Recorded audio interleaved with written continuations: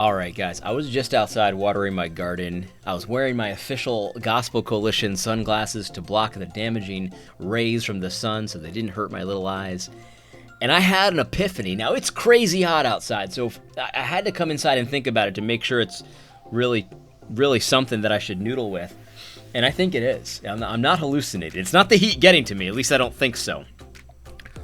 I've been trying to think, why is it that I read these articles, these social justice warrior articles, these woke church articles, and I can read them and watch the content, and it doesn't seem to have the same effect on me as it has on some of you. I mean, I get a lot of emails and comments that say, how do you watch this stuff, AD? I get so frustrated. I get filled with anxiety. My blood pressure goes up when I read this stuff. It's just crazy. How do you do it? And up until now, I haven't really figured out why it is that I'm able to read so much of this stuff and have it not affect me that much. Now, at times, especially when someone says something blatantly false about the Bible, I'll get a little heated. But when I'm done, when the camera goes off, I don't think about it so much anymore. I'm not discouraged. You know, so many people get discouraged by this, and I understand why. I don't get so discouraged by some of these articles, and I figured it out, I think. And here's what it is. So there's another kind of content that I like to consume a lot of, and on YouTube especially. I watch a lot of YouTube videos about scams, about, kind of like sleazy pitchmen, that kind of thing. I watch a lot of QVC, for example. And I like to break down sort of the scammy elements of fake business gurus like Ty Lopez and stuff like that. Grant Cardone. I'm not saying he's a scam, but he's pretty sleazy, like the tactics that he uses. The lifestyle stuff. You could have this lifestyle that I have. All you just got to do is give me 10K, stuff like that. And the sales tactics that these people use, multi-level marketing companies use a lot of these same sales tactics as well. There's actually really nothing wrong in and of themselves, but in the wrong hands, some of these sales tactics can be very damaging. And I think that there's a connection between kind of like the fake online business guru, like the Ty Lopez kind of person. Dan Lok is another one. He's pretty scammy, that's for sure. Dan Lok, there's connections between Dan Lok and some of this woke cult, social justice warrior stuff. They actually use a lot of the same tactics. And again, some of these sales tactics, it's really a pitch you get. Every time you read an article from SBC Voices like the one we did today, or Gospel Coalition about social justice, or on Twitter, these guys are pitchmen.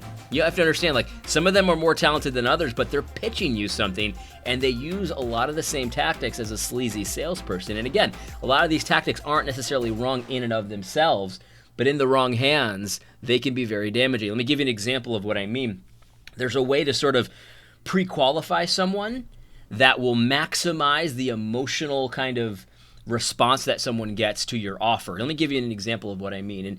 In recruiting, oftentimes I'll talk to a candidate and I'll pre-qualify him. I'll find out what he's looking for in a job. I'll find out how much money he's looking to make and stuff like that. And I'll use that conversation later on down the process. So we talk about all their desires, and then when I get them an offer at a company, and I'm about to close a deal, I want to make sure that deal closes. And so one of the things that I do, anyone that's in sales knows that emotions are very important in sales, because people decide whether or not they want to buy something based on emotions, and then they'll justify it to themselves based on the facts often. And so here's what I'll say when I'm trying to close a deal on an offer. I'll say, hey, Mr. Candidate, do you remember when we first spoke and you said that you wanted this and that and this, and then you said you wanted to make 70K in your next job? And they'll be like, yeah, I remember that conversation. And then I'll say, Mr. Candidate, has anything changed since then that I should know about? And they'll say, no, I still want XYZ, and I still want 70K for the next job. And then I'll say, well, I've got good news for you, because I just got you an offer with this great company that offers XYZ, and they're offering 78K. What do you think of that? And now, because I've pre-qualified them, I've already pre-qualified them that 70K was a good deal. Now they're getting 78K plus everything else they wanted. Their emotions are running high, and there's a very high likelihood that they're going to say, yep, I will accept that offer. And all of a sudden, I've made some money on this deal. And so that's, there's nothing shady about that, but it's understanding human nature and how emotions play a big factor as to whether or not someone buys something or signs on the dotted line. But you see, this can also be very useful for a sleaze bucket, because a sleaze bucket will tell you, you know, this product, if it does everything I said it does to you, Mr. Client, you would say, I mean, you would probably want to pay a lot for it, right? You'd probably be open to paying me $1,000. And all of a sudden, in your mind, this product is now worth $1,000, right? And then they say, let me tell you what I'm going to do. I'm going to offer it to you for $100. And really, the product has never been worth $1,000, but you've been kind of pre-qualified in such a way to say, well, yeah, if it takes away my back pain, I'd pay any price. And all of a sudden, $100, even if the product isn't even worth $100, it's worth less, seems like a good deal to you. That's why oftentimes you'll see when they price something, it doesn't matter what the price is, they'll put a higher price above it and put a big red X through it, because you don't know that if that's the price or not. There's some stores that everything's always on sale, because but the thing is, if everything's always on sale, then there really is no sale. That's just the price. You know what I mean? People know this. But sales is a game. It's a mind game, and I'm not saying it's necessarily wrong. I'm not saying that it's necessarily right. What I'm saying, though, is that it's helpful to be aware of some of the marketing tactics that are used. Another one is fear of missing out, or like pretending that there's a scarcity that there isn't. Like, oh, if you sign up right now, you will get this free gift, whatever. And it's like, yeah, but like we've kind of realized that like you could sign up at any time and still get that free gift. Like they pretend like it's a limited time offer, but it really isn't. You could sign up at any time. Infomercials are famous for that. If you call right now, I always wondered when I was a kid, if you call right now, you get this free gift. I'm like, but how do they know that it's right now, though? Like, are there people sitting there like timing it, looking at their watch, like, okay, oh, you called 2 seconds too late, you don't get the free offer. No, it's a tactic. It's an emotion. They want to elicit an emotional response. And again, I'm not commenting on the validity of that. I'm just saying it's helpful to be aware of that. When you walk into a dealership, you're ready to be sold to, and so you kind of have your guard up a little bit. It's helpful to do that. And I think what we need to realize is that the social justice warrior pitch uses a lot of these tactics, and I would argue in sleazy ways, in illegitimate ways, and not the way that's like pre-qualifying something of real value, and instead it's like making up a phony value. They use a lot of the same tactics, knowing that people will believe something or not based on emotions, and then they'll try to go back and justify it according to facts.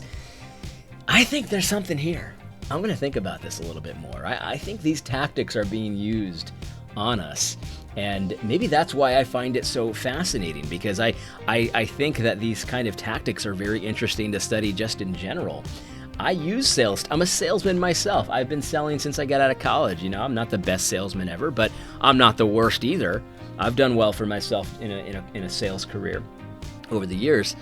So I use a lot of sales tactics. I use strategies for selling, but it's just fascinating to see them used in illegitimate ways. I think that's why I like the scam videos so much, because a lot of times these people are very effective salesmen, but they're selling something that's not real. They're selling a fantasy. They're selling, you know, something that's not worth anything to you. And I find it amazing that the tactics can still work even if something that you have has no value whatsoever. And I think it's the same with the social justice warrior stuff. They're effective writers. They're writing good sales copy. Some of them, like the SPC Voices guy, it's not very good sales copy, but they're writing good sales copy. But you have to realize that when you go into an article from Big Eva, it's like walking into a car dealership. You're being sold. They're using emotional tactics and pressure tactics. Very similar to like the Alex Beckers of the world. Again, I'm not saying he's a scam. I'm just saying the tactics that Alex Becker uses, or Ty Lopez, or Dan Locke, or Sam Ovens, or all of these guys. They sell basically the same thing, and it's amazing to see the tactics being used in real time. Maybe that's what it is. I'm gonna have to noodle with this a little bit more. Let me know what you think in the comments below. I've been a salesman for 20 years, let's say. Just about, 20 years, 15, 20 years, something like that. Let me know if you think this would be worthwhile to kind of run some Big Eva presentations through like a sales analysis and look at the tactics that they use, that businessmen use in their presentations, and to talk about kind of some of the sleazier elements of it. If you think that would be helpful, comment on this, like this video, and we'll go into it. I'm gonna go noodle with this a little bit more. I think there's something here. Anyway, I hope you found this video helpful. God bless.